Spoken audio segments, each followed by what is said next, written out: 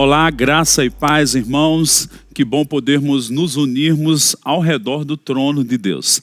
Essa realidade de vivermos nesse mundo natural e vivermos no Espírito, onde podemos nos achegar a Deus e ter aquele momento de comunhão, de adoração ou de oração, é muito inspirador. Essa consciência que chega para nós desde que nascemos de novo, a viver nessa vida do Espírito, nos faz nos conectarmos com Deus. Isso nos lembra o que Paulo disse: recebemos no nosso coração o Espírito que clama Abba Pai, o mesmo Espírito do Filho. Vamos ter um tempo para nos inspirarmos com uma mensagem, uma palavra para a nossa chamada sacerdotal nos dias do Novo Testamento. A Bíblia diz em Apocalipse 1 que Ele nos libertou pelo seu sangue dos nossos pecados. Você é feliz por ser livre dos seus pecados, de estar agora vivendo uma vida em comunhão com Deus, nada atrapalhando? Isso é bom demais. Mas também entendermos que, como diz em Apocalipse, que nós somos chamados como reis e sacerdotes. Reinamos na terra, mas o nosso sacerdócio é diante do trono de Deus. Nos dias do Velho Testamento, o sacerdócio era aqui terreno, mas graças a Deus estamos numa melhor aliança, firmada com superiores promessas e com algumas diferenças. Nos dias do Velho Testamento, o sacerdócio era levítico e era na terra, mas nos dias da nova aliança, nós somos sacerdotes segundo a ordem de Melquisedeque em Cristo Jesus e diante do trono de Deus, estando aqui, mas chegamos ao trono de Deus. Vamos tomar uma escritura para nos inspirar nisso, e eu quero deixar você turbinado para orar, como um avião está pronto para decolar, e ter essa consciência e acesso nas regiões celestiais para recebermos resposta às nossas orações. 1 Pedro capítulo 2, verso 4, nos diz assim, e eu quero que você acompanhe, fique pensando, meditando e deixe isso permear sua mente e coração. Diz assim: chegando-vos para Ele, falando de Jesus, a pedra que vive, Ele ressuscitou, rejeitada assim pelos homens, mas para com Deus eleita e preciosa, também vós mesmos, como pedras que vivem, sois edificados casa espiritual, para ser de sacerdócio santo, a fim de oferecer de sacrifícios espirituais agradáveis a Deus, por intermédio de Jesus Cristo. E ainda diz: por isso está na Escritura, eis que põe em Sião uma pedra angular, eleita e preciosa, e quem nela crê não será de modo algum envergonhado.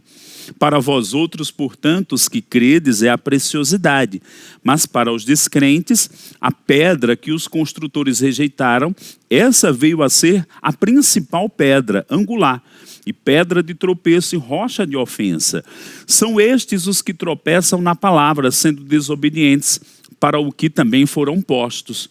E o verso 9 ainda nos diz: vós, porém, sois raça eleita, sacerdócio real, nação santa, povo de propriedade exclusiva de Deus, a fim de proclamardes as virtudes daquele que vos chamou das trevas para a sua maravilhosa luz.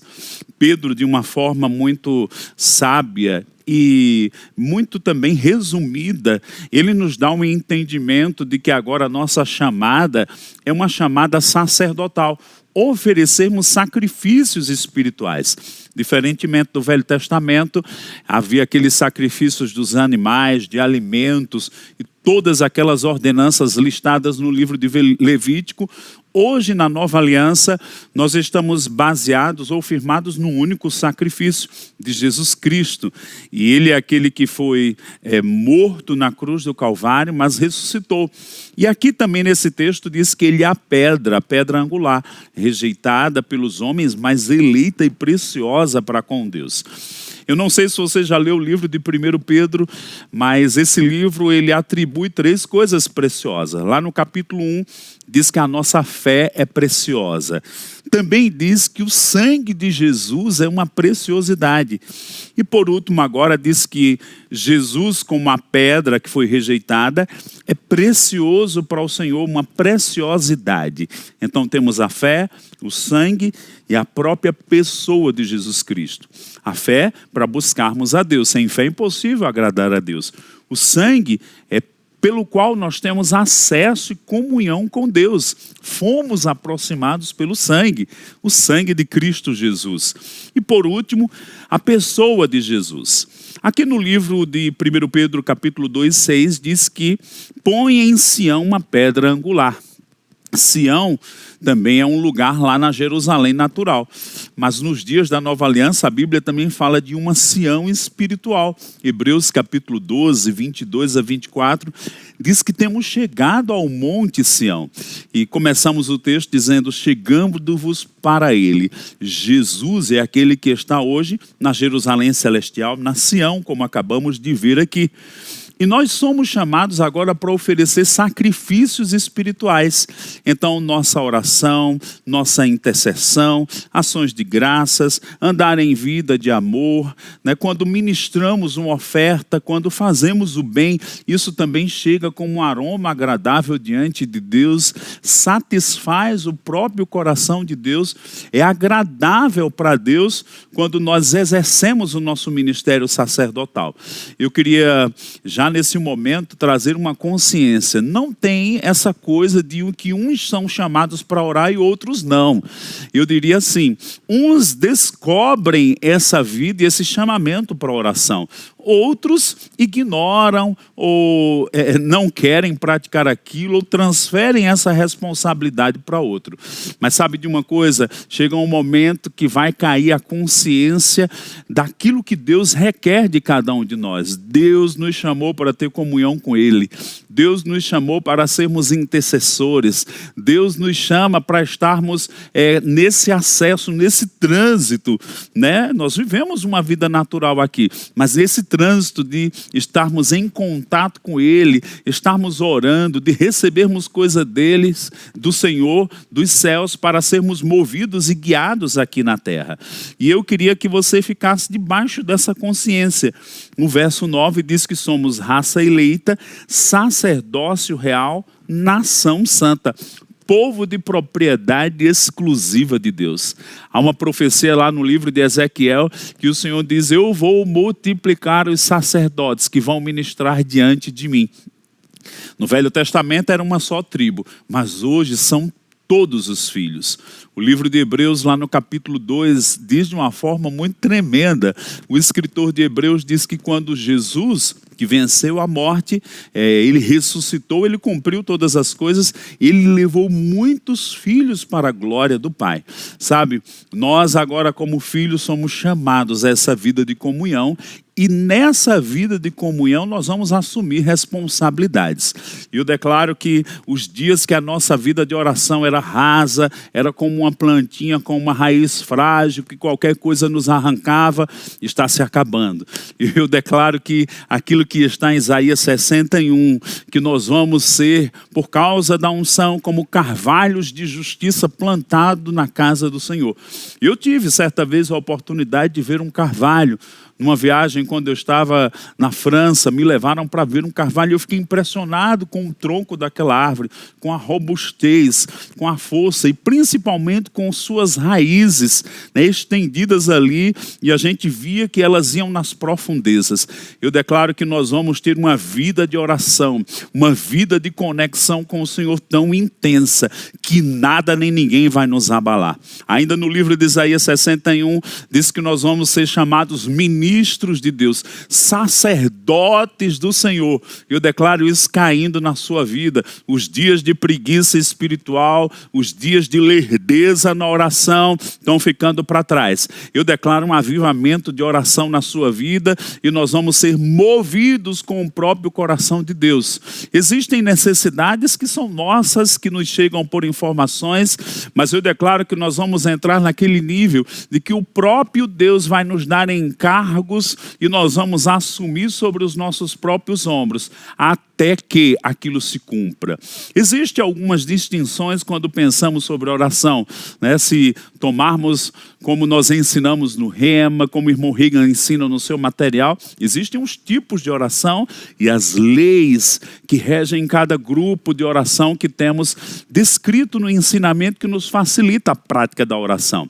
Mas quando estamos orando na posição de intercessores, nós vamos entender que existe aquela posição lição de perseverança, de constância, de uma força no reino espiritual, até que aquilo se cumpra, até que aquilo brote e se faça acontecer.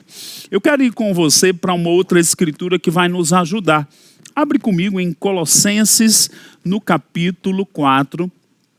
Vamos ver Paulo escrevendo aos Colossenses, e eu creio que já faz uns 4, 5, 6 anos que eu repouso nesse texto. Ele me inspira na minha vida de oração, tem me inspirado a pregar, a despertar outros a uma vida de oração.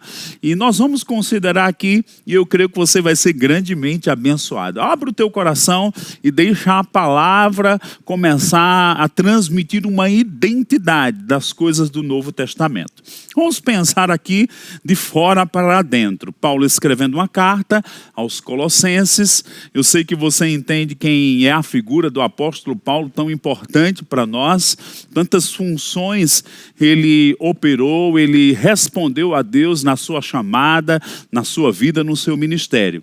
Ele foi apóstolo, foi mestre, né? Alguns momentos dá a entender que ele foi profeta, foi apóstolo aos gentios, né? Venceu tantos desafios, mas eu gosto também de ver na vida de Paulo que ele era um homem de oração.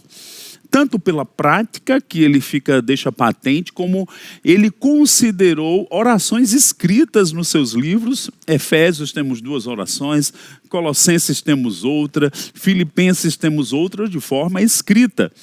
E também nessa carta ele olha para a vida de um homem chamado Epáfras, e ele, como homem de oração, viu Epáfras também como um homem de oração. Vamos ver.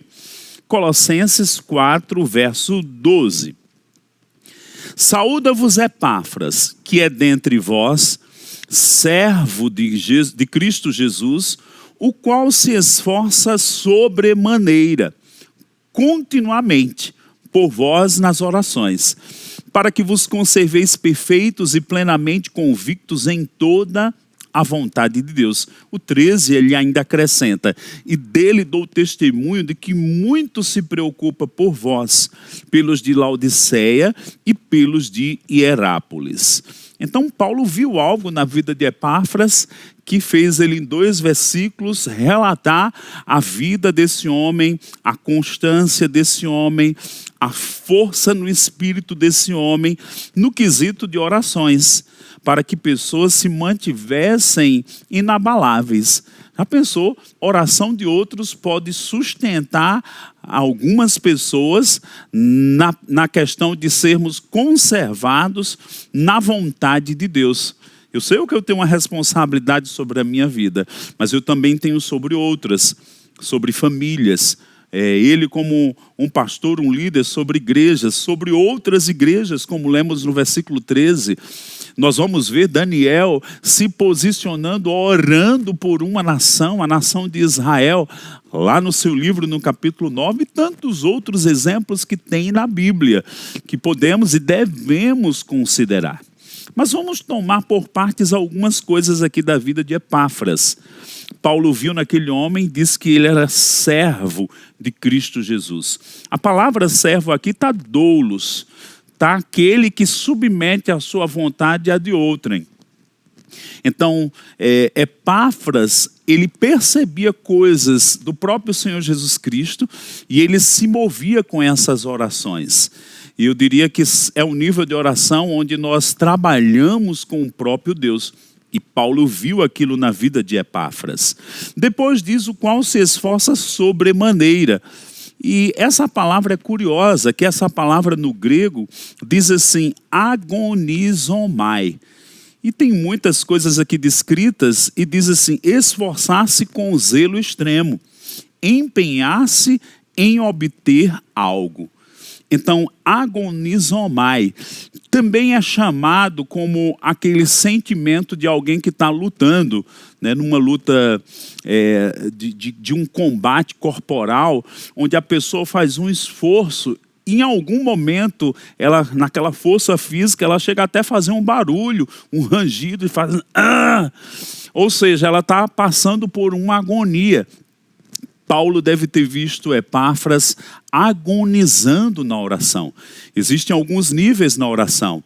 Eu posso orar em espírito, eu posso gemer em espírito, eu posso me mover em compaixão no espírito, né? Eu posso agonizar em espírito. E Paulo fala até chegar a ter dores de parto e dar à luz na oração a coisas que estão no próprio coração de Deus. Eu falei aqui de uma forma resumida, níveis de oração. Paulo olhou para esse homem Epáfras e disse, olha, ele se esforça sobremaneira. Quando a gente lê sobremaneira, lógico, fica uma coisa que já dá um sentido de intensidade. Mas quando a gente vê a palavra agonizomai, fala de um esforço, de uma intensidade, porque quer obter algo. Eu declaro que vai cair sobre nós essa firmeza na oração, que a gente não vai desistir. Nós vamos ficar firmes até obter a resposta daquilo que estamos orando. Ele estava orando pelos irmãos, também ele se levantava a favor pelos de Laodiceia e Hierápolis. E o curioso é que Paulo, em algum momento, ele deve ter visto Epáfras orando. Sabe, eu às vezes me encontro com pessoas que elas me inspiram na oração. Eu nem preciso ficar muito tempo. Só estar em contato e pegar algo que elas falam, aquilo me energiza por dentro. Eu declaro você hoje sendo impulsionado para um nível de oração que talvez você nunca entrou. E vamos nos mover no próprio trono de Deus como cooperadores de Jesus Cristo. Podemos ser cooperadores de várias formas e maneiras, mas eu digo numa cooperação sacerdotal. Orando, dando respostas ao Senhor. Há tantas necessidades ao nosso redor. E eu não falo só por causa de um momento que estamos vivendo. Eu declaro que esse tempo que está sobre a face da terra, ele vai acalmar. Mas eu declaro que você não vai perder essa intensidade. Você vai entrar nessa diligência. Você vai ser como aqueles atiradores de elite que quando uma nação precisa, chama aqueles mais intensos, mais fiéis, que têm mais precisão. Eu declaro um novo nível de precisão nas nossas vidas de oração e nós vamos ver respostas muito intensas, muito exatas, tão notórias de que é Deus nos respondendo. E vamos ficar com essa compreensão de que um povo que está na terra tem acesso ao trono e altera as circunstâncias aqui na terra. Então Paulo considerou Epáfras como um homem que se posicionava para que pessoas se conservassem perfeitas e plenamente convictas de toda a vontade de Deus. Meu Deus, que coisa maravilhosa. Eu chegaria a te dizer, a te comunicar. Quando eu leio esse versículo, eu digo, meu Deus, eu queria essa coisa que estava na vida de Epáfras, essa influência do Espírito, essa posição de resposta diante do trono de Deus para orar as coisas do próprio coração de Deus. É mesmo, Deus vai nos tirar de uma vida rasa de oração e nós vamos entrar em esferas da oração que nunca entramos, como alguém que vai te conduzindo num museu ou num palácio que você pode visitar fazendo um turismo e vai te levando a lugares mais interiores e com um resplendor, com uma coisa mais importante ali dentro. Deixa eu te dizer, existem dimensões na oração que ainda não entramos. Eu quero chegar lá, eu quero entrar lá, eu quero vivenciar e trabalhar e me mover com Deus. Vamos agora para uma outra escritura que vai nos ajudar e eu declaro que você vai ficar debaixo dessa inspiração. Abacuque capítulo 2. O que nos diz a Bíblia em Abacuque, capítulo 2, verso 1. Por-me-ei na minha torre de vigia, colocar-me-ei sobre a fortaleza e vigiarei para ver o que Deus me dirá e que resposta eu terei à minha queixa. O Senhor me respondeu e disse, escreve a visão, grava sobre as tábuas para que possa ler até quem passa correndo. Porque a visão ainda está para cumprir-se no tempo determinado. Mas se apressa para o fim, não falhará. Se tardar, espera-o, porque certamente virá, não tardará. Verso 4. Eis o soberbo, sua alma não é reta nele, mas o justo viverá pela sua fé. Não poderíamos falar sobre oração sem incluir a fé. Uma vida de fé nos leva a uma vida de oração. E foi desse texto aqui que temos os 3 textos no Novo Testamento sobre viver pela fé. E parte da nossa vida de fé vai ser um envolvimento na vida de oração. A dependência a Deus, a consciência de que Deus é aquele que nos provê, que Deus é aquele que nos cumula de bênçãos, de que Deus é aquele que quando oramos, Ele interfere, Ele ajuda, Ele nos concede coisas aqui na terra. Mas vamos pegar o versículo 1, que vai nos ajudar para uma consciência desse nosso posicionamento na vida de oração. Por-me-ei na minha torre de vigia. Isso fala de vigilância, de um cuidado, de ser uma atalaia. Há versões que usam esse jogo de palavras que nos ajuda para esse entendimento. Isso nos lembra o que Paulo disse em Efésios capítulo 6, lá no verso 17, 18, 19, ele diz que nós devemos orar todo tipo de oração, e ele acrescenta, e para isto vigiando. Sabe que nós precisamos vigiar através da oração? Quando ele diz aqui, por-me-ei na torre de vigia, é que eu vou me colocar naquele lugar de prontidão para com Deus. É certo que Paulo diz que devemos vigiar quanto ao inimigo, quanto ao diabo, as coisas que ele quer fazer e não tem autoridade, e vamos usar nossa autoridade, vamos paralisar ele. Mas eu gosto dessa posição de Abacuque 2, porque ele diz, eu vou me pôr na torre de vigia, vou precisar agir com essa vigilância, vou colocar-me sobre a fortaleza e vigiar o que Deus me dirá. Já pensou você vigiar Deus? Então, a vida de oração vai ser esse lugar onde a gente vai receber coisas de Deus. Lógico, ele falou aqui de coisas que ele recebeu, de uma visão que estava para cumprir-se no tempo determinado. É muito específico para a realidade aqui de Abacuque e de coisas de Deus com Israel. Mas hoje, na nossa vida de oração, nós nos colocamos diante do trono de Deus, nós chegamos com coisas para Ele, bem conscientes, mas vai ter um momento que Deus vai comunicar coisas do coração dEle para nós, que devem e precisam ser oradas, precisam de uma resposta de sacerdotes na terra clamando a Ele, sabe? Livramentos vão acontecer, não é porque alguém nos avisou, é porque nós percebemos, vindo do próprio coração de Deus, uma instrução, e vamos nos antecipar, para que, posicionados diante do trono de Deus, nós vamos interferir em coisas que estavam para acontecer, mas as nossas orações mudaram o curso dessas coisas. Então, é curioso nós entendermos essa nossa chamada a uma vida de comunhão. Eu falei no início sobre 1 Pedro capítulo 2, que Jesus é a pedra estabelecida em Sião. Não é lá em Sião, na Jerusalém aqui terrena, é na Sião celestial, é na Jerusalém celestial. Podemos dizer no trono de Deus. A Bíblia também fala em Sião em Apocalipse 14, né, quando os 144 mil são achados no monte do Senhor, na Sião celestial.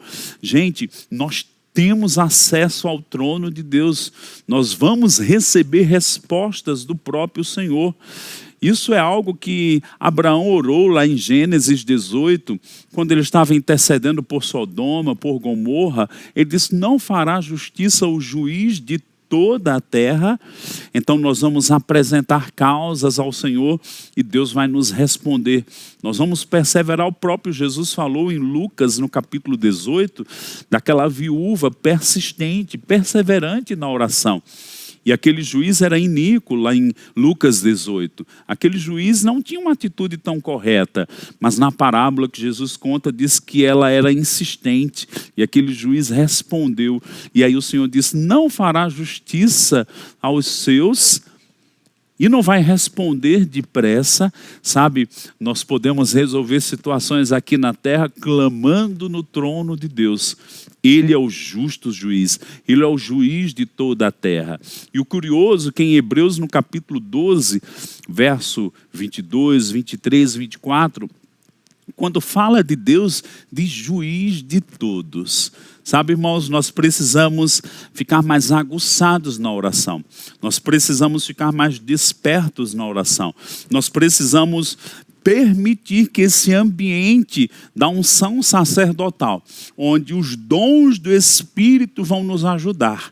Nós vamos fazer orações inspiradas e algumas vezes movidas pela palavra de conhecimento, pela palavra de sabedoria, e nós vamos obter o ganho de causas diante do trono de Deus, porque nos movemos com Ele. Sabe, chegou o tempo da igreja entender seu lugar diante do trono de Deus. Não é apenas para alguns, não é para os dons ministeriais, não é para uns especiais, é para todos os filhos. E esse lugar pertence a todos os filhos. A questão é que uns exploram mais, outros menos. Eu declaro que você vai ficar inspirado para pegar os seus livros de oração e ler. E não somente isso, estamos falando, tocando textos que nos inspiram para a vida e para a prática da oração. Mas eu declaro que não somente uma boa doutrina, uma boa instrução, eu declaro que o Espírito de oração vai cair na sua vida. Você vai ficar inspirado. Você vai perceber a liderança do Espírito Santo na oração como nunca antes. E isso vai ser algo tão intenso que você vai dedicar mais períodos de oração. Talvez algum momento, algumas horas, mas mesmo que não sejam horas, momentos, minutos, períodos curtos, aonde você vai ter esse lampejo, essa entrada nas regiões celestiais e vai responder e solucionar coisas simplesmente porque você é um sacerdote diante do trono de Deus. Voltando para 1 Pedro capítulo 2. Jesus, ele é o eterno sumo sacerdote, mas nós somos os seus sacerdotes da nova aliança, chamados para sermos sacerdotes, sacerdócio real, e agora oferecemos sacrifícios espirituais. A Bíblia é muito clara quando fala lá em Apocalipse 5, verso 1 a 8, principalmente o verso 8, que nossas orações, elas chegam diante de Deus como incenso, taças de ouro cheias de incenso. E também fala da harpa com a adoração, até porque a nossa vida de oração e a nossa vida de adoração, elas se mesclam, se misturam. Não tem como a pessoa dizer eu só adoro, eu não gosto de orar. Ou eu só oro, eu não gosto de adorar. Não, isso está entranhado uma coisa na outra. E diz que nossas orações chegam como incenso diante do trono de Deus.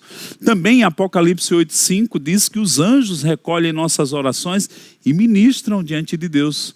E eu fico pensando, né? A Bíblia diz em Gênesis capítulo 9 que ao sair da arca, Noé ofereceu sacrifício, um holocausto a Deus. E a palavra holocausto é aquilo que sobe. E a Bíblia diz que chegou como um aroma suave nas narinas de Deus. Se chegou como algo agradável, suave, bom nas narinas de Deus, isso me dá a entender que Deus, ele sentiu o cheiro. E quando a gente sente um cheiro de um perfume bom, a gente coloca o nariz perto e puxa aquilo, né? Nosso sentido olfativo captar aquilo. E pensa comigo, quando a gente cheira alguma coisa, aquele cheiro entra em nós. Você já pensou que suas orações não somente chegam diante de Deus, elas entram em Deus? E a Bíblia diz em Apocalipse, no capítulo 8, do 1 ao 5, que Deus responde com relâmpagos, com trovões, com vozes e com terremotos. É bem mesmo aquela história de Paulo e Silas. Estavam na prisão, meia-noite, podiam murmurar ou podiam orar. Escolheram orar, graças a Deus. Isso nos inspira a não murmurarmos. Pelo contrário, buscarmos o Senhor e nos posicionarmos em oração. E a Bíblia diz que eles oraram, depois adoraram o incenso e a harpa junto, as taças de ouro com a adoração, com a música juntos, e ministraram ao Senhor. E a Bíblia diz que um terremoto veio naquela prisão. E foi tão forte que eles tiveram que testemunhar aquele carcereiro que estava pronto a se matar, se destruir, mas eles interferiram naquilo. Então somos sacerdotes do Senhor, sacerdócio real, a fim de proclamarmos as virtudes daquele que nos chamou das trevas para a sua maravilhosa luz. E aquele terremoto trouxe salvação. Eu declaro que estes dias nós vamos testemunhar de terremotos divinos, trazendo salvação nas nossas vidas, nossas famílias, nossa igreja local, nossa cidade, nosso país, o Brasil. O Brasil não vai ser sucumbido. Há uma igreja orando diante do trono de Deus. E também as nações. Há uma intervenção divina sobre as nações, onde o mal não vai prevalecer. Mas sim, nós vamos ver a misericórdia, a graça, a bondade, o socorro de Deus, o livramento de Deus acontecendo, porque a igreja ainda está aqui na terra. Nós temos o favor diante de Deus. A Bíblia diz que Jesus, quando saiu após o batismo das águas com João Batista, diz que ele orou e o céu se abriu. Deixa eu te dizer, quando oramos, os céus se abrem. A Bíblia também diz que ele achou favor diante de Deus. Fala de João Batista com isso, Jesus também. Deus favorável para Jesus. Sabe de uma coisa? A igreja tem favor diante de Deus. Tem coisas que só a igreja do Senhor vai interferir pela oração aqui na terra. Os governos não vão, os médicos não vão, a mão não vai, a mão do homem não vai, o dinheiro não vai. Em 1 Pedro, no capítulo 1, diz que a nossa fé é mais preciosa do que o ouro perecível. O ouro resolve muita coisa, o dinheiro resolve muita coisa, mas não resolve tudo. Então eu quero a fé, porque a fé vai resolver coisas. O acesso a Deus vai resolver coisas. A minha posição de oração vai resolver coisas aqui na terra. E eu declaro que você vai se mover debaixo dessa atmosfera, dessa consciência de que você é chamado ao trono de Deus. Eu quero tomar esses nossos últimos minutos e orar com você.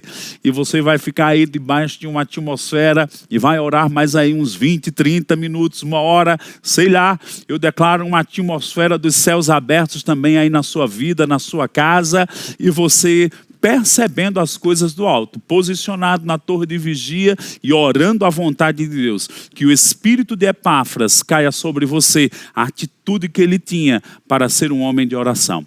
Pai, eu te dou graças sobre cada vida, cada pessoa sendo despertada, como Paulo disse, buscando as coisas do alto, as coisas de cima, onde Cristo está sentado à direita de Deus.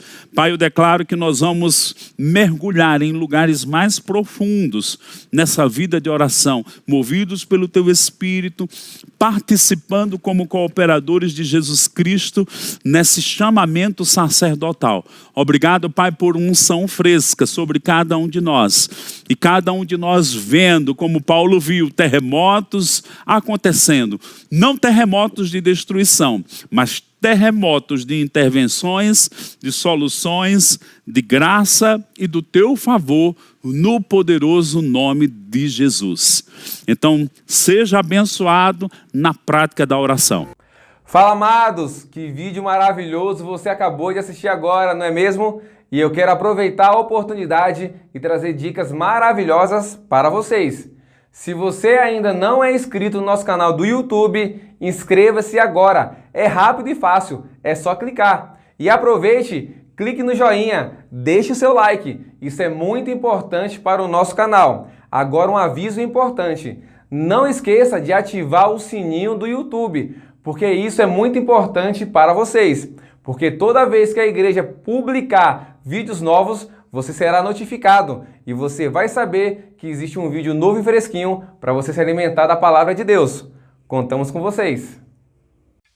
Fala, povo de Deus! Você pensou que não ia ter avisos, né? Então, fiquem ligados porque já vamos começar.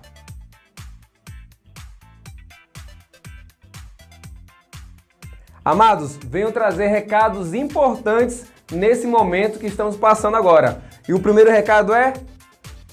Amados, lave bem as suas mãos. É isso aí, ó. Sabonete, água, esfrega bem entre os dedos, nas unhas, antebraço. Amados, vamos manter a higiene para que a nossa imunidade continue firme e forte todos os dias, hein? E lógico que também não podemos esquecer do álcool em gel. Você que tem na sua casa, sempre que você saiu, pegou na maçaneta da porta, num corrimão, no elevador, amados, higienize a sua mão com álcool em gel, que também ajuda bastante. Vamos manter a nossa imunidade lá em cima. E olha só, a palavra de Deus diz que praga nenhuma chegará à nossa tenda. Então, abençoado, pelo amor de Deus, fique na sua tenda, fique na sua casa, fique no seu canto, amado. É isso aí, devemos nos prevenir cada vez mais para que esse vírus pare o mais rápido possível. E já estamos orando e sei que também você está orando na sua casa e a cura já chegou. No reino espiritual, a cura já existe. Então vamos cada vez mais nos manter em casa, a não ser um caso de urgência que você tem que sair. Se não, abençoado, fique na sua tenda. Amamos vocês. Beijo.